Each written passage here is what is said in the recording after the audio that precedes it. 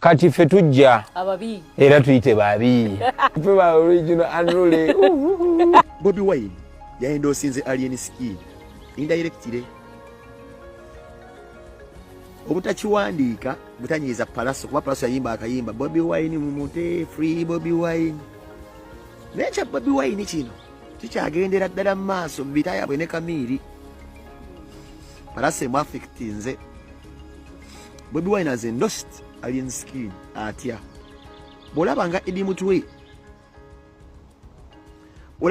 mutwe nga postinga Saida Madada Bobi Yanga Baiso Alex Waiso abonanga bagamba gundi omanya Bobi Wine yasumye Bobi Wine doesn't need to post. So what Alien Skin we are good them bintu nenga politics ayingidde obugundi buno ate abo kyayingirira ddala mu music tebugenda kuvaamu olabira ddala muli mwennyini nga kwegamba kino kiri political. Abantu bonna aba federation y'okuyimba bali ku tiimu ya Palaso kati ate ekyo Bobi Wine tayinza kukikkiriza wa people power. So Bobi Wine endorsed Alien Skin directly. Ekyo ne Palaso akifiiringa because if Bobi Wine yali ayimba Palaso yali ayimba ku kigambo free Bobi Wine, why has it Bobi Wine posted tugende wa Palaso? Bobi Wine can't. Reason being alaba biri mu bara. That is how Palaso has lost endorsements.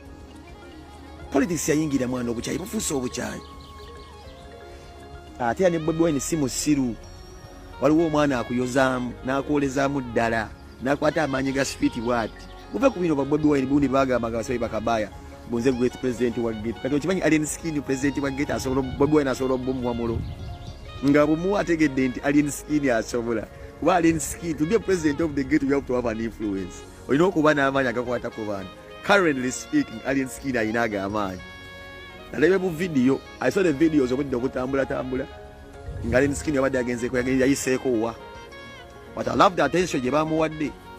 Kale ebintu ng'ebyo Bobi Wine wayagala Bobi Wine byayagala. Bobi Wine omuntu ayagala okuyita mu kibuga n'ajjayo n'akola ati n'awaga. Kati Alien Skin waba naye akola ebintu ebyo ng'asobola oyita ewakisekka ne bakyankalana.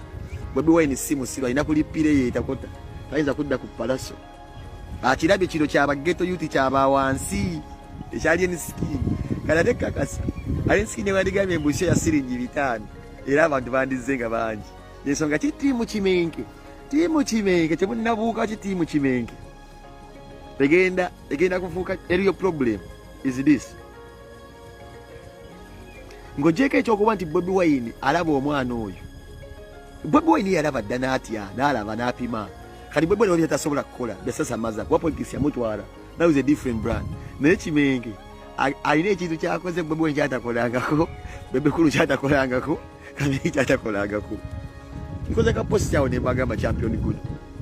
The only thing that hurts me I don't know about the educational status of this young man era nsaba mukano kasho bambi omwana Katonda bamugemulya kasente oyo guy agenda ku ssomero bambi amuze ku ssomero alimekubiranga atambula mbibala because this is a violent clan etambula n'abantu biri mu violence. So imagine if Champion Gudo ali mu moto beri mu Alien Skin and Alien Skin asanze abalabebe so the kid might get hurt. Sinza byogera kunyo kwa sibanje ya moja oyinza kuba bazade bamumowa but ziwenda bakana ko ndaba bani bakabranding in a different way. It can be a young gangster but at the same time an educated fella. See? But it can indicate you can be a young gangster but educated fella. You could be a thug but educated. Bobi Wine yatulaga. He was a thug, but educated. He went out to pursue a course and all these things, then run for presidents and Karino is an icon. Done. Being a gangster, you need some books. So, but then Sabanti, Champion Gudo, since you're brand right now, what are you saying? The fresh kid of Cuba, about Kubero Maganzi. I said, okay, just use the money. Kurabanga Dayoko Somero. I tell you, they will be a chiron gave a comedy store because they be taking a bibiramo, a mia cage. Simani Wachigo, you've been isolated, go special, or Zemuch Seranga. Naturally, that's what I call it sweet kids. When a fresh kid, I don't know how it will be special, but think about it generally, you know. The venues who come forward and wall up a venue joy. Kati ffe tujja ababi era tuyite babi ffe ba original unruly.